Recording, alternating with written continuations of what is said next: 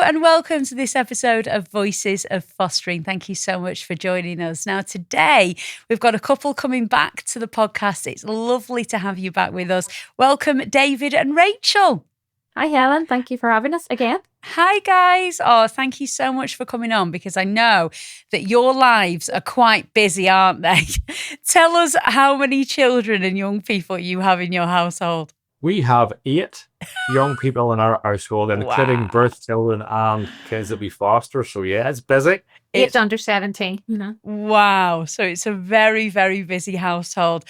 So yeah, you've got 3 birth children and then you've got 5 foster children living with you at the moment, haven't you? So just remind us about your background and how long you've been fostering for. So we've been fostering for 5 years, over 5 years now.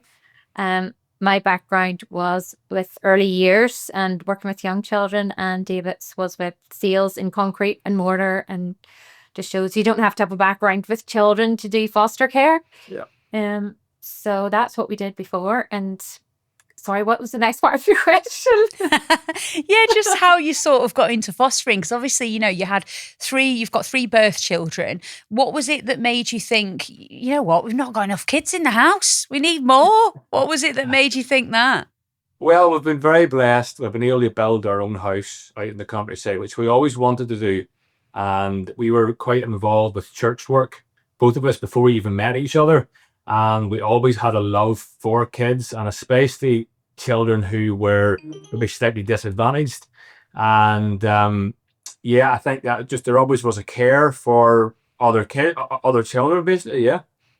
Yeah, we both had experience working with children who maybe needed left home from youth groups and things that, you know, had to wait till mommy's partner left the home or vice versa and things. And they chatted to us about their problems, and we always had that in the back of our mind, even before we had room to take more children in. We always had been something we thought about, but our house wasn't big enough. And then when we did have a house that was big enough, we thought about it again, and we thought it would be quite difficult, you know, because we've heard all these, suppose, ideas that it's very difficult to become a foster care and they're very strict about it and everything. But we signed up for it and we got past.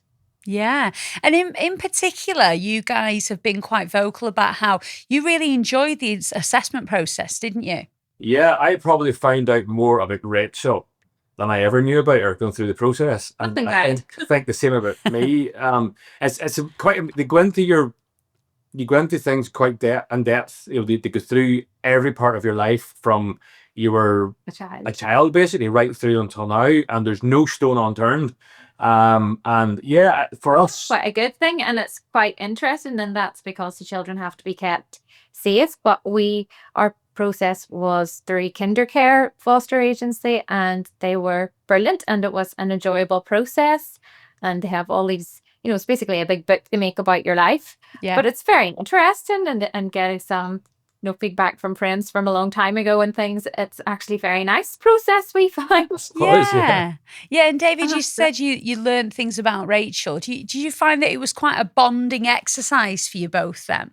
Definitely. I think the whole process brought us closer together. There's no doubt about that. You know, because I was finding out things with Rachel, about things that maybe upset her, or, you know, whenever she was being brought up, and things that I didn't even know about. And I was able to connect with those things and talk about them. And yeah, it was, for us, it was a very nice journey. But it was good for our whole family, for our birth children too, because obviously we wouldn't have started our journey to foster if they weren't happy too. And we had to make sure they were happy. And then along the way, you watch videos and training videos from the foster agency, and they were very beneficial. And our youngest child, and I'll never forget one of those videos. He says, "Mommy, I'm so glad you don't drink alcohol all the time, you know, and give me a big hug." And he says, "You're such a good mommy." And I thought, oh, you know, we haven't even started it yet, but it's opening his eyes to see, you know, that he's actually his parents aren't too bad to start off with, Do you think, guys, that sometimes people can be a little bit daunted by the assessment process? As you said, they don't leave a stone unturned, and there's a reason for that. But I think sometimes people might exclude themselves. They might think, oh, well, there's this that happened in my past, or, maybe that would exclude me. Do you think people sometimes can be a little bit over worried? And actually, when you work through it all, a lot of things are okay? Yeah, I don't think it's to find fault with anybody. I think it's more that, obviously, whenever these wee children are left off at your house, the social workers go and you're just left with them. And the process has to be such that the social workers and the agency that you're with need to know all about you and where you come from, what your background is. And it's not that they're trying to catch you out or find something wrong. If there is something in your past, they'll help you be able to work through it and discuss it and work out a way around it or something like that. But I don't think they're trying to catch people out as such. Definitely not. It's just to make sure the children are safe. And if there is something in someone's past that they maybe think, oh, that very thing could be something that might bond you with a wee child who's been through a similar experience. So sometimes people, suppose, we can be our own worst enemies in our head. We just need to think about the children. Yeah. And you say, these children arrive at your home and quite often they are traumatized. They have been through difficult things. What is that like? What's that like, trying to be there for a child when they're in that sort of state? It's very difficult because they may have just literally been taken in a police car from their parents' house and they're emotionally distraught. I think, suppose you can just only be there for them and just, have food for them, have a nice warm bed for them, and just be there. And if they need, well, they never really come for a hug straight away, but if they need anything at all, you're there for them to support them and help them and talk to them. And what do you think, Mitch?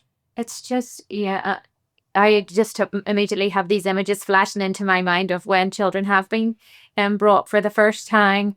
And what we like to have is a wee package on their bed, like a wee box with a face cloth and toothbrush and maybe a packet of sweets and wee things to make them, feel welcome. So it's just trying to find out as much as you can about the children before they come. Sometimes you can't, but it's just being there to make them feel safe and come across in as calm a way as you can, that they're already very scared and traumatized. So you want to reduce that as much as possible for them. Yeah, the thing I saw at a training one day, it was actually through the child's eyes, and it was actually from a child who had been in foster care, and he was describing what it was like taken away from his parents, brought into foster care. And the one thing that struck him, as soon as he came through the door of the foster care's house, they had a big list of rules of what he had to abide by. And his view on it was, I can break this one, I can do this, I can do this. And it's made us realise that whenever the kids come, it's not setting down a bank of rules. It's here's what you can do, here's what you can't do. It's let them express themselves as much as you feel they can, and then gently bring in the boundaries and where they can and can't go. So yeah. There's not much places we can't go in our No, go back to work. I think it's interesting what you said before, David, as well, about, give them a hug, but actually maybe they're not ready for that. I suppose it's about going at their pace, isn't it? Yeah, the first set of the first set of twins that we had, it was probably 3 months before one of the children hugged me. It was quite hard for me because they hugged Rachel pretty much from the very word go, but I was just there for them. And actually, what happened one morning, one of them actually asked for I think it was Weetos or whatever it was, and I made the Weetabix by mistake. And I literally got down beside them on my knees and said, "You know what? I'm really sorry. I made a mistake." And she just reached out her arms and gave me a really big hug and said, "You know what? It's okay." I almost cried. I couldn't believe it. Yeah. That this is how she just was reaching out to me to give me a hug to tell me it was okay that I had made a mistake. Yeah. And then from then on, they both decided they wanted to hug me pretty much every day and every night before they go to bed. So yeah, I came down to Rachel actually in tears. It was so nice. And seeing that progress, Rachel, that must feel amazing, to see those little steps really come to fruition. Yeah, it really is like the hug situation, from not hugging at all to giving great big hugs Yeah. anytime. And even other professionals that come in to see the children can't understand them at the start. And then after we've got them speech therapy or whatever, they come back, they're like, oh my goodness, I can't believe the difference. I understand that child now. And you think, oh yeah, really they have progressed. Sometimes you don't notice because you're with them every day, but looking back, and other people tend to notice as well too, the difference that you're making maybe before you notice yourself. But it is really lovely looking back to see Yeah. how far they've come on and how much they've benefited. Yeah. And we talk a lot on the podcast about, birth children and how you sort of blend your family together. What's it been like with your 3 birth children? Because you have 3 birth children, you've got 5 foster children with you at the moment. What's that been like, sort of blending them together? It has its difficulties, and it obviously has its rewards too. At the start, the first few weeks, it was a great novelty. They really enjoyed it. They really loved it. And then very quickly, it was just, oh, these children are invading our space.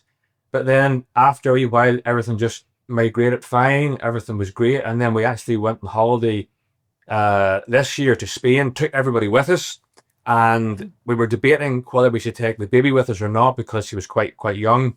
And our oldest daughter said, well, if the baby's not going, I'm not going. So we had to make a way to get everybody to go with us to Spain. So yeah. Yeah, I would say with our birth children and the foster children coming in, the little boys look up to the big boys and the wee girls look up to the big girls. Yeah. And they just want to be like each other, and they get on just like any family would. They have their tiffs, but underneath they really love each other, and they would be devastated when they're apart from each other for too long. They really miss each other. So it's a lovely relationship.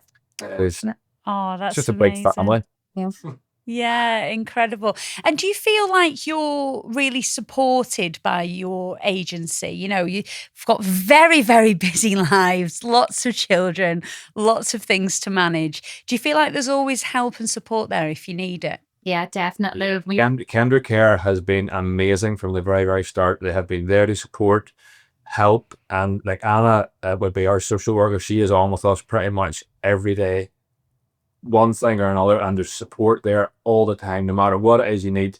And there's if our social worker is not there, there's people in the office to speak to.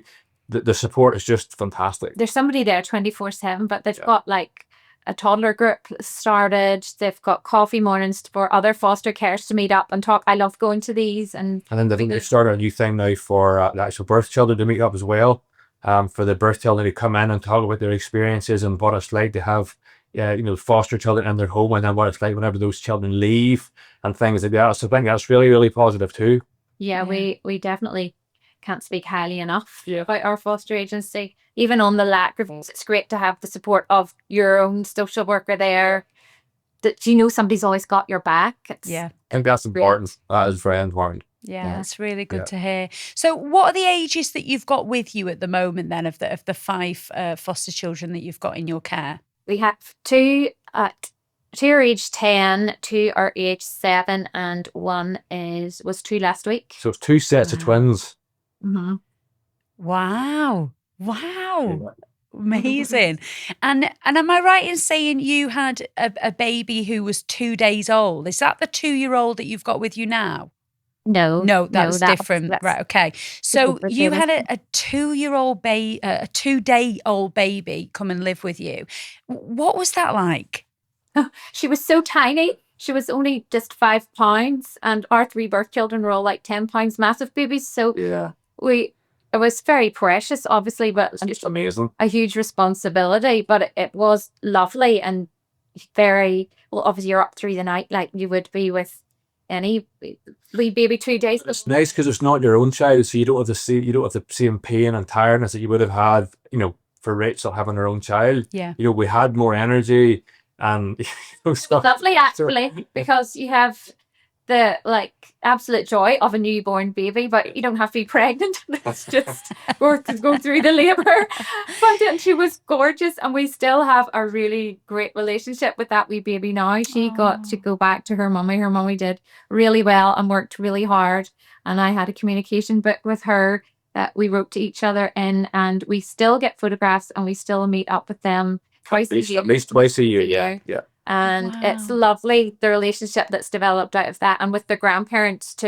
It's just That's lovely. It really is. That's- That's brilliant. a lovely happy ending, and Yeah. our birth children are keen to find out about her too, and how she's getting on and everything. So it was very special and lovely, but they're all special, and Yeah. our like the 2-year-old we have at the minute is just adorable too. So we'll be very sad when she leaves, but she's a wee pale. Yeah. So I know you two are really quite passionate about spreading the word about foster care, aren't you? Because, there aren't enough foster carers. Tell us how you feel about that. It's just so sad to see so many children in need of a placement, and there's just not enough foster carers to take them on, and it's heartbreaking. And it's not these children's fault. Every child deserves a home. Every child deserves a warm bed to sleep in, and food in their tummies, and to be loved. And there's hundreds of children out there don't have that privilege, and it's just absolutely heartbreaking, isn't it, Rachel? It's devastating that Yeah. people don't realize. They probably see things flashing up on Facebook. There's a crisis. It really is a crisis. There's little children who are having to go home with social workers, or they just don't have anywhere to go. And it's tragic that it's happening in our country, who you think is quite well developed. There's children who their circumstances are so dire, they just can't be with their family that they've been living with, and it's tragic. And it really, we just wish we could have like big huge flashing lights and all over everywhere. Really, we wish we could get more people encouraged to do it. And it's hard enough for a child being taken away from their home environment and being brought to one new family. But for that child to go to one home, maybe stay a night or 2 nights, then to move to another home, to then move to another home, and just have no stability at all, it's just heartbreaking for them. And that would just be because maybe it's an emergency. There's nowhere else for them to go, and they can only get 2 nights in one place and then have to move to another. That's why we try our best to try and talk to as many people as possible. Would you ever think about it? And Yeah.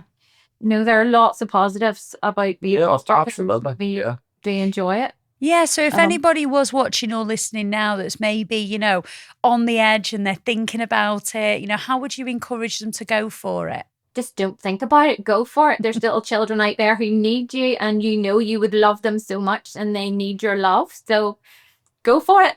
I As fast as you can. think the harsh reality of life today is it's all about me, and we can be very selfish in wanting things for ourselves and making sure we're okay ourselves, but really there's lots of wee kids out there that really need your love and really need your support and really need to be part of your home. Yeah. I would just plead with anybody who has a spare bedroom, please just consider, go through the process, see if you're approved, and if you are, well then you can decide whether you want to do it or not. I would just beg for people to do that. Mhm. Yeah, Yeah. and I think really in helping others, there's a lot of benefit for ourselves, isn't there? Mm-hmm. Definitely. It's just the feeling of them coming up to you and giving you a big hug. And sometimes I get little cards, handmade cards. I love you, mummy, with a big heart on it and a wee picture of me inside it and them. And it's just, there's nothing like it. It's genuine love that they're giving back to you. And, they don't have to. No.